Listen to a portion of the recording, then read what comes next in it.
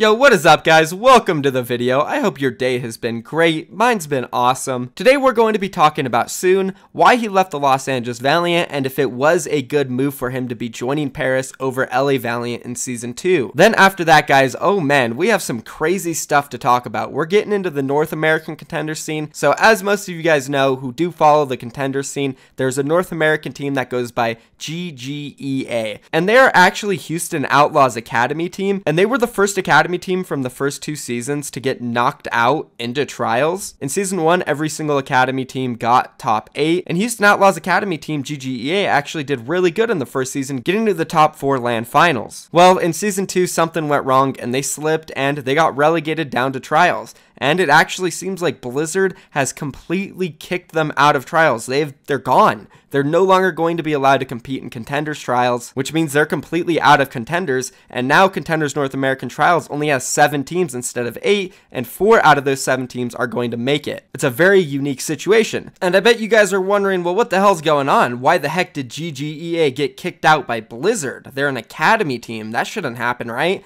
Well, yeah, it shouldn't. And there's a lot of weird, juicy details behind this story, and I've been digging and I'm still trying to figure out what's going on, but we're going to dive into the story in the middle of the video. So like I said, guys, we have a lot to talk about today, a whole bunch of drama within the scene. At the end of the video, we're going to take a look at some clips as well, so if you guys are excited to watch this, be sure, drop a like, pause the video, click that red subscription box. I upload Overwatch League, Overwatch contenders content every single day, so if you want to stay updated with everything, this is your spot. And now, without further ado, guys, let's hop into it. So first, we're talking about SoOn, formerly of the Los Angeles Valiant, now on the Paris Overwatch League team. And many people asked me yesterday, well, what led up to this, Michael? Why on earth would SoOn leave a team that went all the way to the semifinals and arguably could have been the second best team at the time, who lost to London Spitfire, who won the entire thing? I mean, if we look at Stage 4, they did win the whole thing. They even defeated New York Excelsior, pretty much the final boss at the time. And to be honest, like, what I see a lot of people asking, why did SoOn leave the Los Angeles Valiant? But what I like to ask as well, just as much, is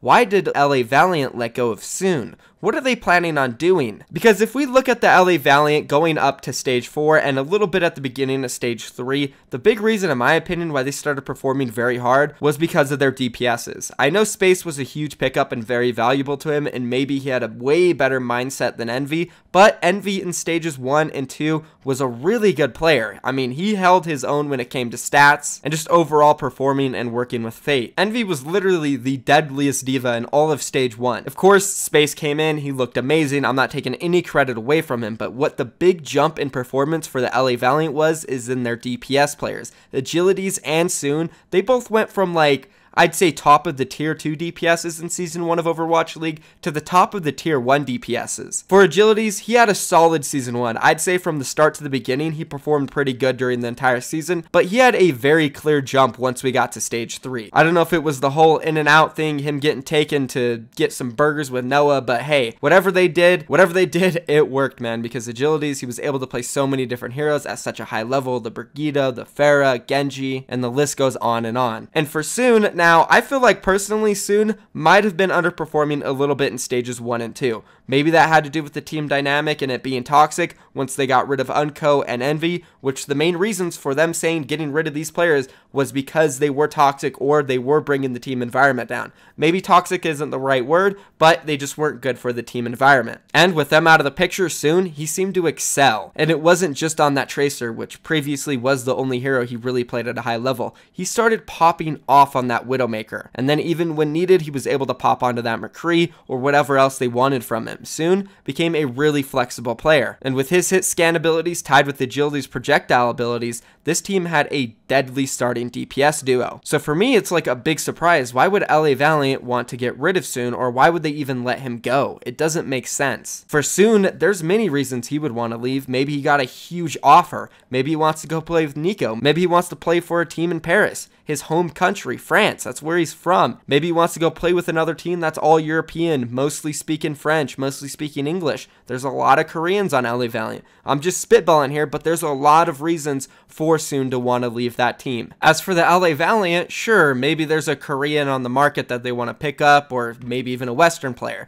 Just in general, maybe there's a really good hit scan they want to eyeball. but they can't even sign players yet. It's still October 6th, and the fact that all these expansion teams have had over a month to sign players before they are able to get their pick means that a lot of them might already be gone, unless they were able to convince somebody to wait for them. I'm not too sure. It seems like a lot of the hot players are getting picked up. All the runaway players, what I know so far, seems like they're still going to Vancouver, and a lot of the top Korean players in Korean contenders last season are already getting picked up by all of the expansion teams, specifically the ones in China and Atlanta. So letting go of SoOn, I'm not sure. I don't know if they didn't have an option. Maybe SoOn just got a huge offer from Paris and LA Valiant couldn't match it, or maybe they were like, hey, you know, we don't really need SoOn. Let's just let him go. We don't want to +1 him. I have no idea what the exact situation was with the contract, but it seems like LA Valiant may have made a mistake here. If I were them, I probably would have kept on to Agilities and SoOn for Season 2. I've even said rumors. I've heard a lot of rumors from inside the league that Agilities and SoOn both were not going to be starters in Season 2, and they were unhappy with the team. They wanted to go elsewhere, and that even in Agilities' case is that he's getting +1, and they're not really letting him go anywhere. So those are just some rumors I've heard, not 100% confirmed, but with this happening, it seems like they could be true. So that's going to be it for this topic, guys. Let me know down in the comments who you think made the mistake. Should SoOn have stayed with the LA Valiant, or should LA Valiant try to have kept SoOn on their roster? And now, guys, let's go ahead and move on and talk about the GGEA situation. This was tweeted out by a Contenders coach, Made. He said this: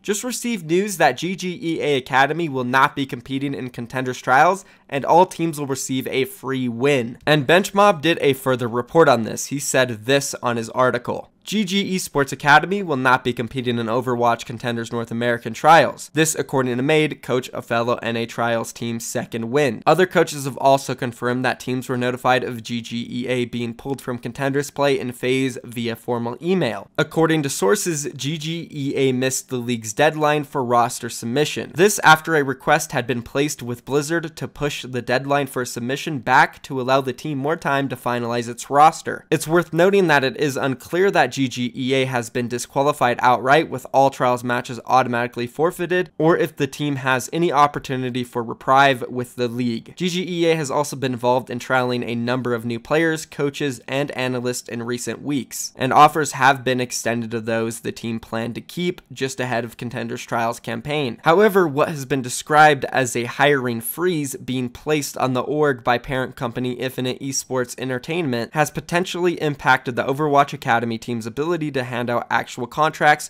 to prospective players and staff until the freeze is lifted. Those waiting for contracts were told they would be delivered no later than Friday, October 5th. Sources indicate that contracts have not been distributed as of the initial release of this report, but talks are possibly still in place. It remains unknown whether the team's exclusion from Contender Season 3 will affect the terms of the contracts that players and staff previously negotiated. Down below in this article, he continues to go on what the root cause of this problem might be, and it seems like he is saying the upper management of GGEA is the problem. It's a very interesting article, a good read. If you guys want to learn more about it, go ahead and click it. Big shout out to Benchmob doing this, and it's just quite unfortunate for all those players and all those coaches who went through all those trials. And I can say this, I did go through a trial with the GGEA. I got invited to the finals of the coaches process, and unfortunately I did eventually get kicked out, but I met all the upper management, the leader of picking up players, the leader of the coaches, and even the owner of GGEA. And to be honest, from my perspective, none of them really seemed that fishy, but I did hear about a lot of stuff that went down with their Season 2 team and their staff, so